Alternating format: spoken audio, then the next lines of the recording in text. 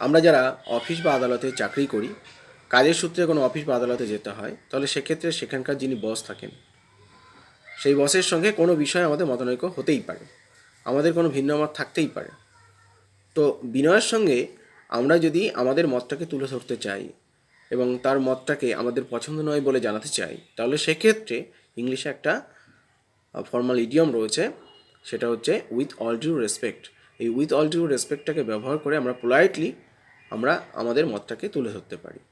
তাহলে আমরা কী জানলাম, যে উইথ অল ডিউ রেসপেক্ট একটা formal English idiom which is usually use to express polite disagreement in a situation. এই ধরো আমার বস একটা পরিকল্পনা করেছে, সেই পরিকল্পনাটা আমার মনে হয়েছে কোনো কাজ করবে না, তো আমার মতটাকে তুলে ধরার জন্য আমরা বাক্যটা শুরুই করব উইথ অল ডিউ রেসপেক্ট দিয়ে।